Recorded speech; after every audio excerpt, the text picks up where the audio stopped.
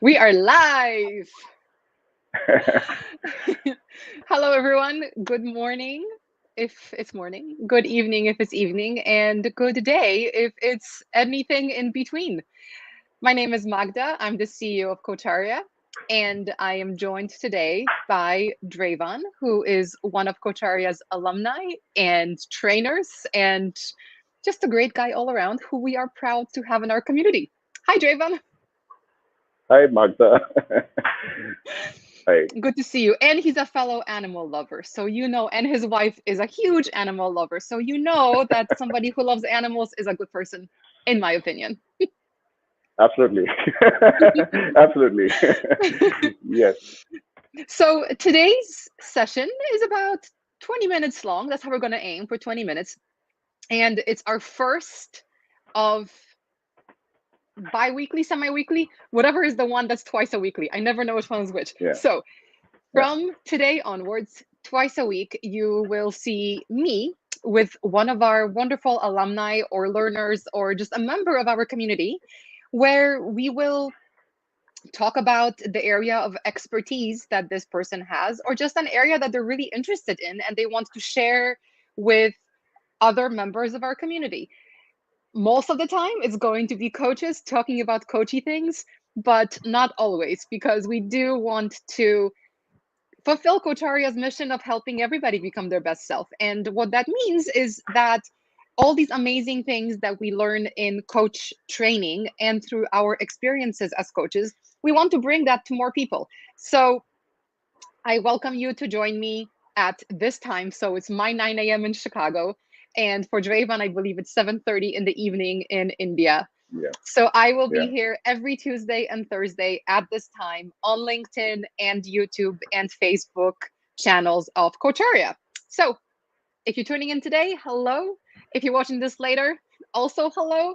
And I hope that you will be here with me twice each week, semi or bi. I never know which one. Anyway, today you're going to hear from Draven about the ontological approach to coaching. And before we started the session, Draven wanted to make sure that it's like, oh, I'm not an expert in ontology. I'm an expert in ontological approach to becoming a coach. And I think that's awesome.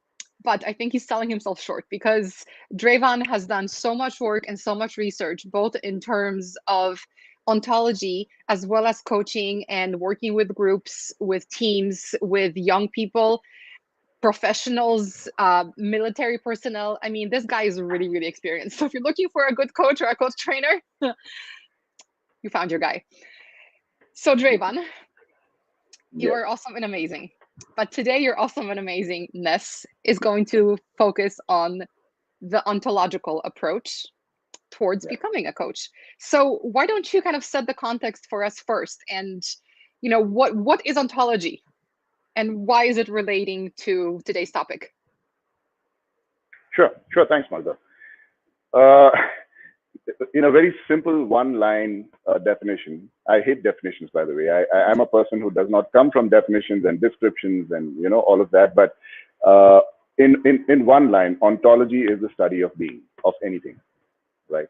And coaching being a space where coaches are mostly operating from their own being in the way they're holding space for others, it becomes extremely relevant for us to try and see how ontology fits into the coaching space.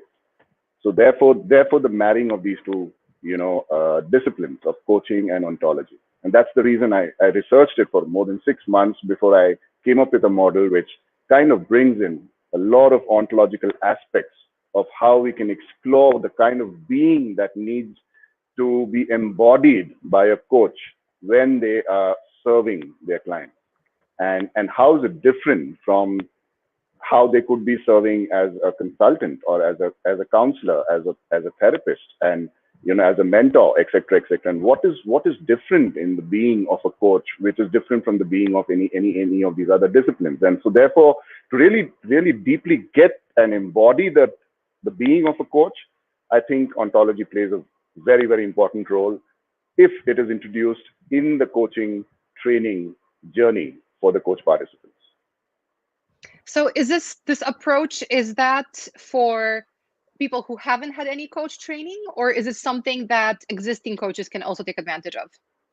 Yes, anybody can take advantage of, because most coaching courses across, I'm particularly very proud to be a part of Kucharya, an alumni of Kucharya and a part of Kucharya, because oftentimes I do get this from my coach participants who go and do a lot of peer coaching on various platforms, and they come back and give me a bit of a feedback that I have been experiencing an exchange in coaching, and so and so came up from so and so, other organization where they have learned coaching.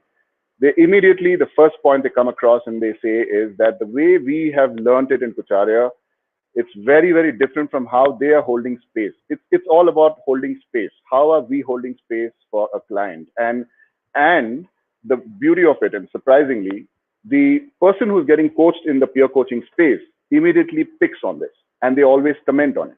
And they ask that, where are you getting your training from? Because the way you are asking the questions, or the way you are holding space, or your presence, or your listening, it's very different.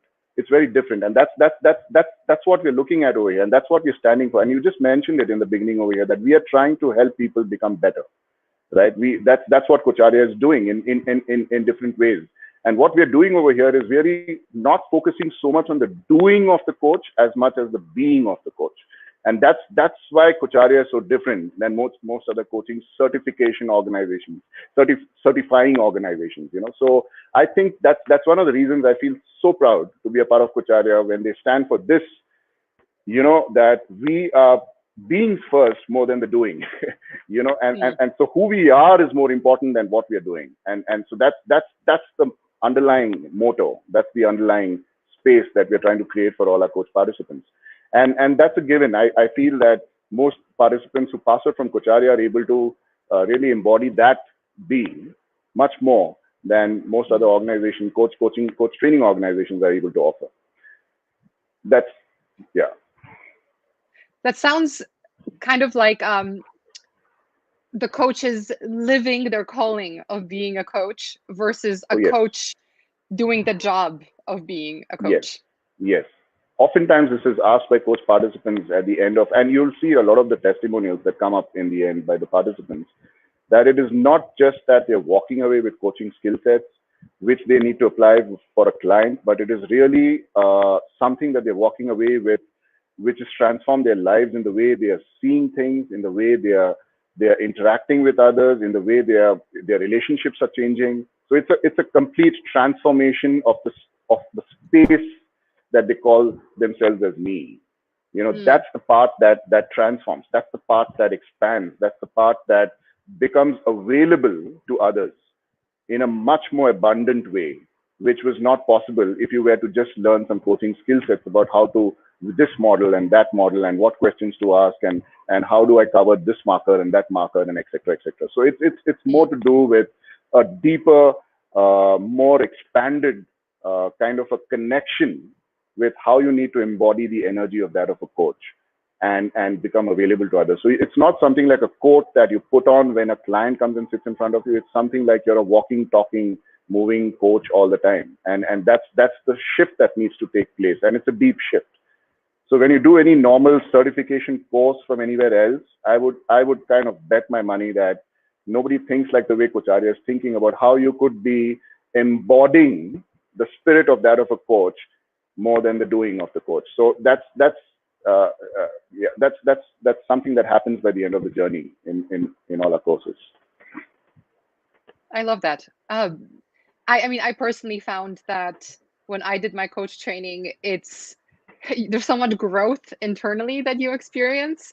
I went into it, understanding what we want to do as Coacharya, but I think in the back of my mind thought, okay, it's like 80% learning things like I did in college, for example, in uni. But then it's maybe a little bit more about the transformation. And it was completely not opposite. I think it was just more of the transformational part. And I'm just curious, since that happens in Coacharya programs, and it's phenomenal. You end up being a different person and a better person. So it's great. It makes you better for your clients too.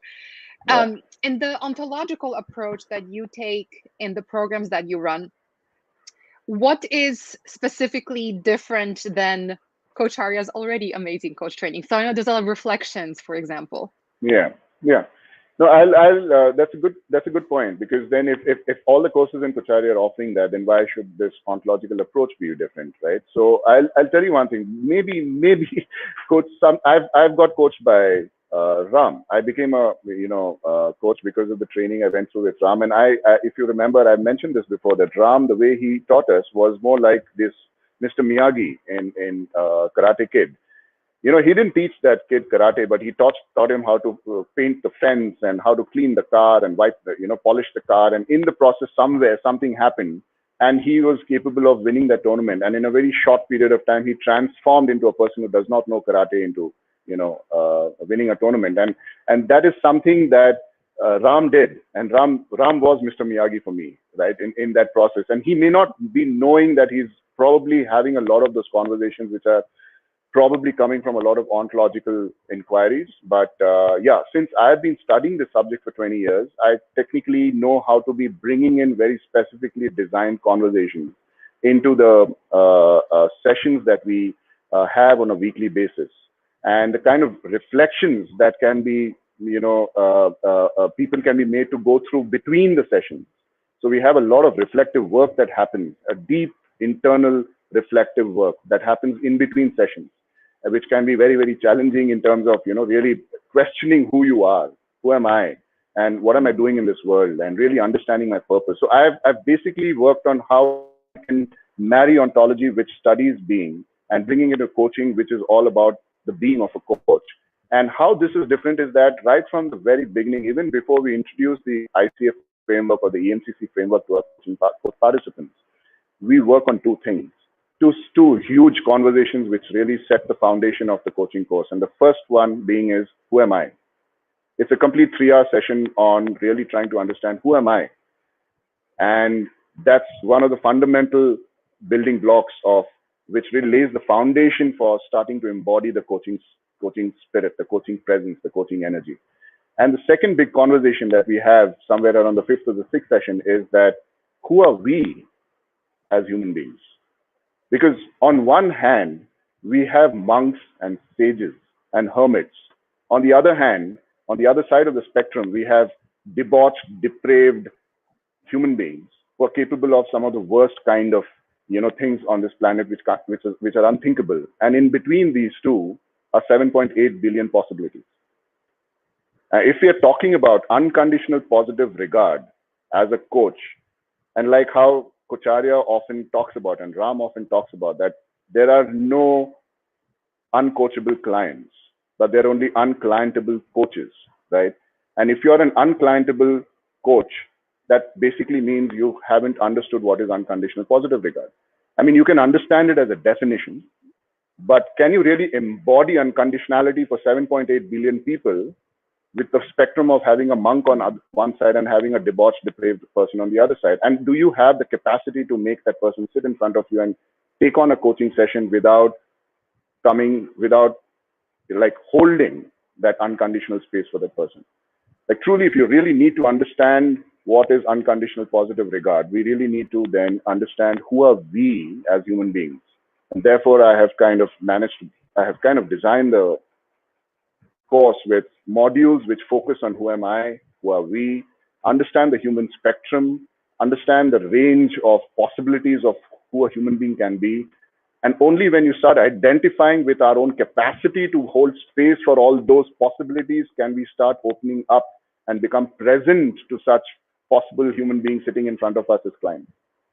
So that is what this ontological coaching module is about. So it's a deep focus on us, expansion of ourselves first, more than, yes, we do discuss a lot of the techniques, the models, the frameworks, the coaching ICF framework, the EMCC framework, the markers, the competencies, all of that gets done.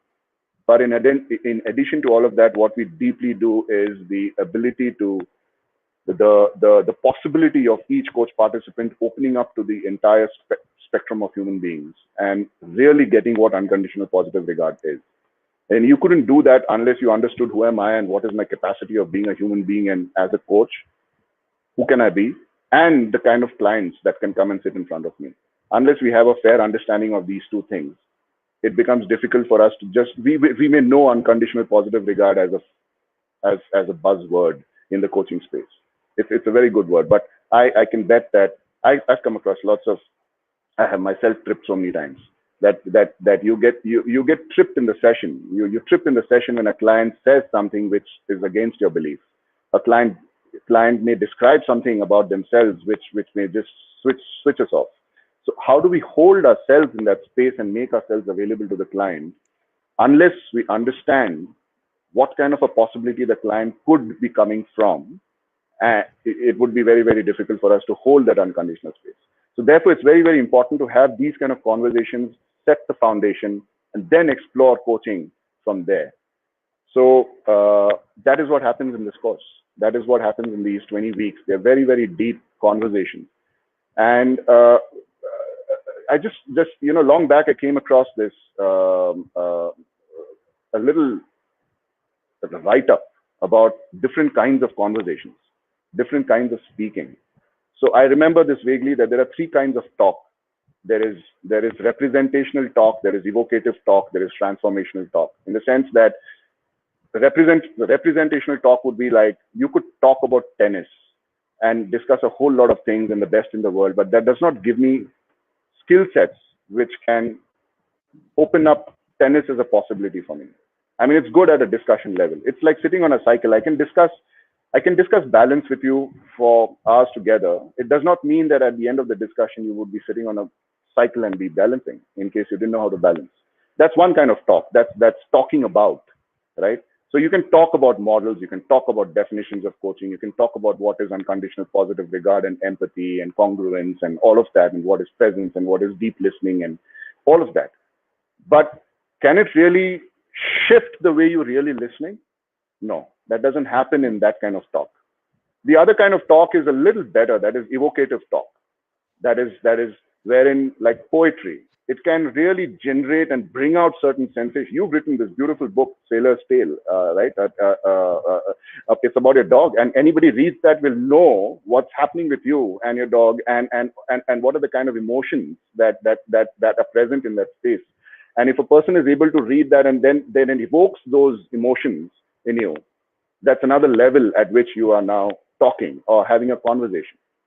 But I'm not talking about these two, because I'm talking about the kind of talk that can really help a person dig deep in and connect with their being. And a shift happens, a kind of a shift that starts opening up possibilities for the person, wherein they start to see themselves being able to embody what is present and the energy in that space of a coach. That is the kind of a conversation, those are the kind of conversations that we have during our coaching journey. Every single session, everybody walks away with a slight shift in who, not what they have, not what they can do, but they walk away with a shift of who they are and how they're showing up in the world. In every single session, this is what is happening. And by the end of 20 weeks or by the end of 42 weeks, there's a complete transformed person sitting in, a bunch of them sitting in our class, sitting in our sessions.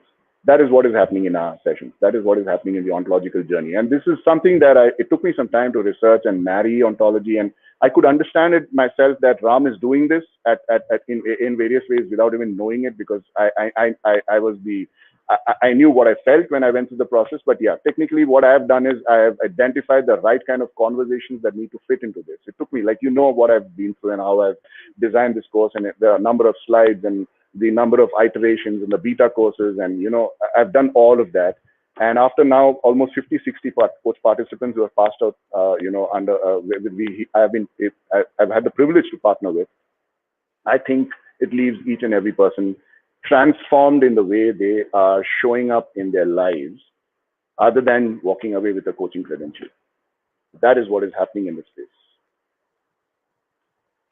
I mean, I've heard you talk about this a few times, and obviously I've seen the content and talked to your alumni quite a few times, but still, like, I get like this feeling in myself, and it's really challenging to think about, how much more that I still have to learn about myself, how much better I can become as a person and a coach. And it's